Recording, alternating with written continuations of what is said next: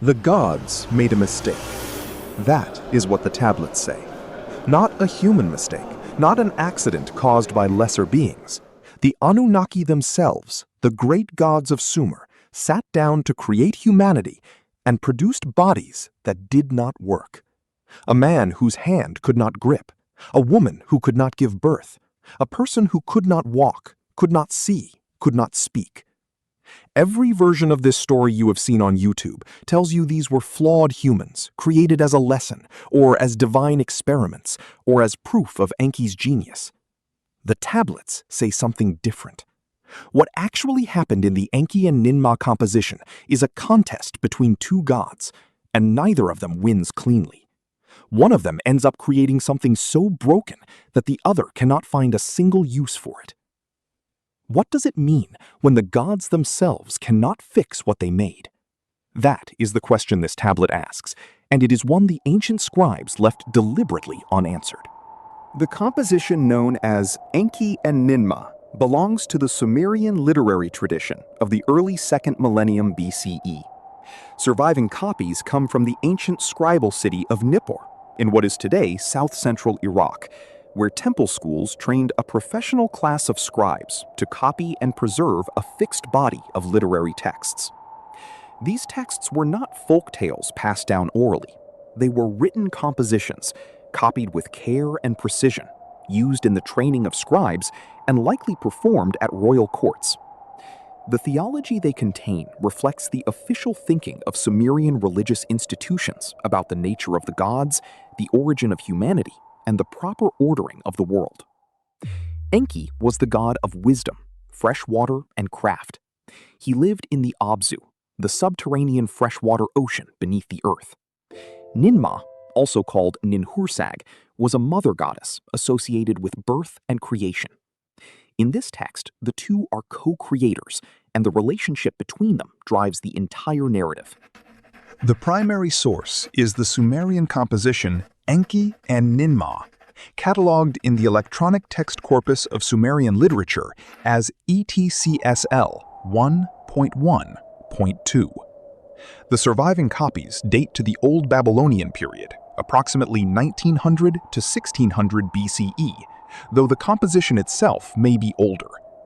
The tablets were excavated primarily at Nippur and are held by several collections, including the University of Pennsylvania Museum and the British Museum. The translation used here draws on the ETCSL edition prepared by the Oxford-based project under Jeremy Black, and on Thorkild Jacobsen's analysis in The Harps That Once, Sumerian Poetry in Translation, published by Yale University Press in 1987. Where the two translations differ meaningfully, both readings are noted. The story begins at Enki.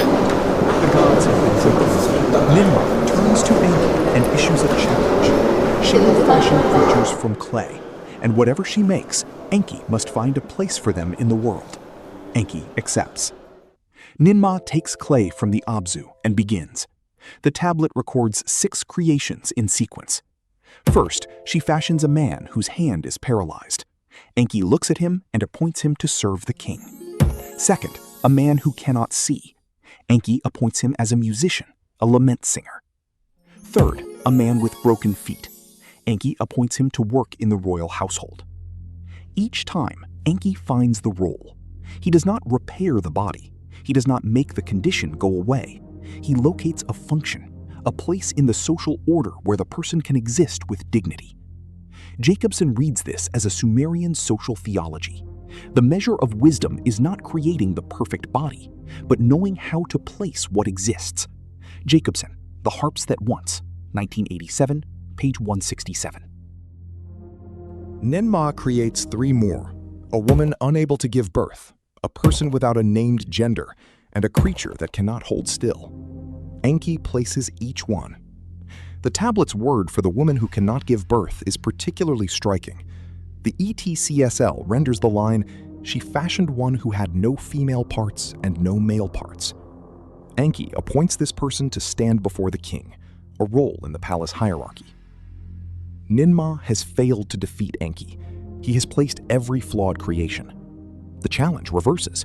Enki will now create, and Ninmah must find a role. What Enki fashions is called Umul. The word means something like, "my day is far off," or "the very old one" in context.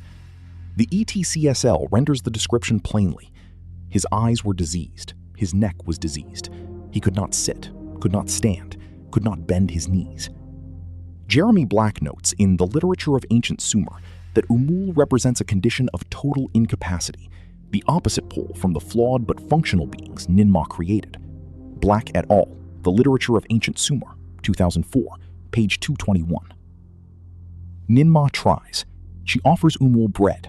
He cannot take it. She speaks to him. He cannot respond. She places him standing. He cannot hold himself upright. She tries 6 approaches, one for each of her creations, and fails each time. The tablet at this point becomes fragmentary. What survives suggests a confrontation between the two gods, accusations exchanged, and some form of resolution. The ETCSL notes that the ending is damaged and partly reconstructed. What is clear is that Ninma concedes. She cannot find a role for Umul. Enki's creation has broken the rules of the game she invented. The Enki and Ninmah tablet is unusual in Sumerian literature because it does not end with a clear divine triumph. The gods create badly. The solution to that bad creation is not repair, but placement. And when placement itself fails, the narrative ends in damage. What this text preserves is a Sumerian account of disability that is not punitive. The 6 beings Ninma creates are given roles. They are not expelled, destroyed, or labeled as omens of disaster. The tablet places them in the world. That is a specific and documented position in ancient Sumerian theology, one that differs substantially from later Mesopotamian texts in which physical difference is treated as a bad omen. The text also shows the limits of divine competence. Enki is the god of wisdom and craft. He is the one who usually has the answer. Here, the answer he gives is Umul, a creation that defeats the framework entirely. Whether that is a deliberate theological statement or a narrative device the scribes built into the contest, the tablets do not say. That ambiguity is preserved in the text, and it should be preserved here. The Enki and Ninmah tablet records a divine contest in which Ninmah creates 6 beings with physical impairments, and Enki finds a social role for each one. When the challenge reverses and Enki creates Umul, a being of total incapacity, Ninmah cannot place him. The tablet ends in a damaged section that suggests conflict without clean resolution. What the tablets actually say is not a lesson about human perfection. It is an account of the limits of divine creation, preserved in cuneiform for 4,000 years. If you want to know what the ancient texts actually say, without the speculation and without the fringe theories, subscribe to Anunnaki Uncovered. Next, we look at the tablets that record what the gods built before humans existed, the structures, the cities, and the divine assignments that the Sumerian scribes pressed into clay 4,000 years ago. Subscribe so you don't miss it.